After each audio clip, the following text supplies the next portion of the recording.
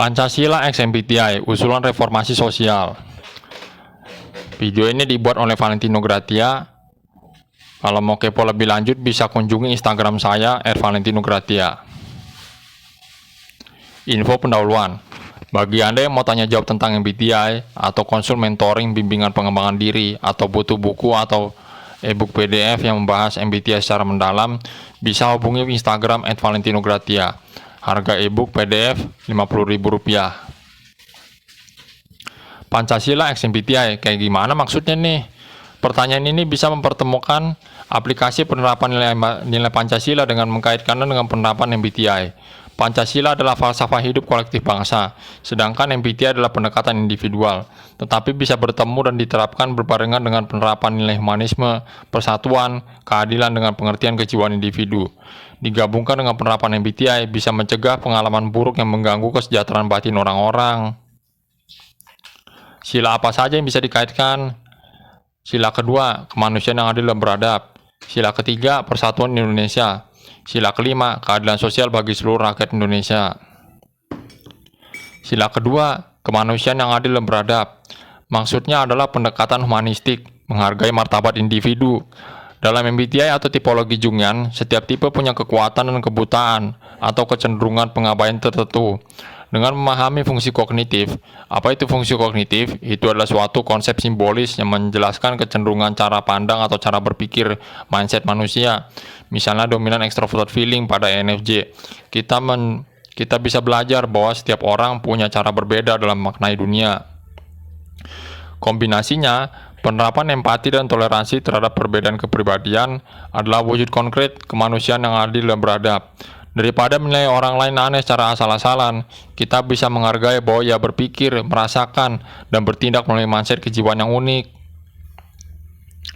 Sila ketiga, persatuan Indonesia. Maksudnya membangun kerjasama dan persatuan dari keragaman.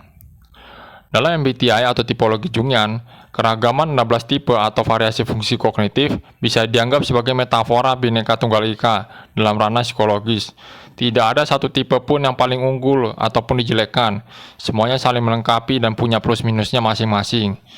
Kombinasinya, kesadaran bahwa kepribadian berbeda tidak perlu diseragamkan, melainkan dipersatukan dalam harmoni.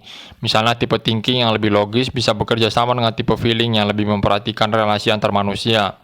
Tipe intuitif N bisa menjadi visioner dan cenderung abstrak, sementara tipe sensing atau S menjaga kesadaran realitas konkret. Itu mencerminkan semangat persatuan dalam keberagaman. Sila kelima, keadilan sosial bagi seluruh rakyat Indonesia. Keadilan di sini bukan mengenai materi atau keuangan saja ya, atau materialistik saja, tapi keadilan dalam kesejahteraan mental dan kesempatan mengalami cerita pergaulan yang menyenangkan. Dalam MBTI, banyak orang menderita atau merasa terlalu terkekang oleh persepsi orang lain karena lingkungan memaksa mereka keluar dari fungsi dominannya. Contohnya, anak introvert dipaksa selalu tampil ekstrovert. Ini dapat menimbulkan ketidakadilan atau marginalisasi sifat tertentu. Kombinasinya, bila sistem pendidikan, parenting, dan lingkungan kerja memberi ruang bagi tiap tipe berkembang sesuai potensinya, itu menciptakan keadilan psikis, keadilan psikologis. Keadilan sosial berarti setiap orang mendapat kesempatan mengembangkan kepribadiannya secara wajar, bukan dipaksa sesuai standar tunggal. Jika dirajut, maka sila kedua dikombinasikan MBTI mengajarkan penghormatan pada martabat manusia lewat penerimaan perbedaan tipe. Sila ketiga dikombinasikan MBTI menyatukan keberagaman psikologis sebagai kekuatan kolektif. Sila kelima dikombinasikan MBTI menciptakan sistem yang adil di mana semua tipe orang punya ruang berkembang. Nilai luhur Pancasila bisa menemukan ekspresi kejiwaannya dalam pendekatan MBTI, dan sebaliknya, MBTI bisa mendapatkan pijakan etika dan filosofis dari Pancasila, agar bukan cuma sekadar alat kategorisasi manusia, tetapi alat membangun manusia Indonesia yang utuh. Sekarang, bagaimana nih kerangka sistem praktisnya? Framework Pancasila Jungian, merajut nilai luhur Pancasila dengan pemahaman kepribadian MBTI. Prinsip dasar Pancasila memberi landasan etika, filosofi, dan nilai kolektif bangsa. panduan hidup bangsa. MBTI memberi kerangka psikologis untuk memahami keragaman individu, arah perkembangan pribadi.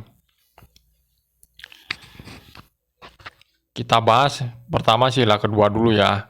Kemanusiaan adalah beradab. Nilai utamanya yaitu humanisme, martabat individu. Korelasi psikologi Jungiannya yaitu penghargaan terhadap keberagaman tipe MBTI dan fungsi kognitif. Aplikasi praktisnya yaitu edukasi publik. Tidak ada tipe yang salah atau benar. Tiap orang dihormati sesuai cara berpikirnya.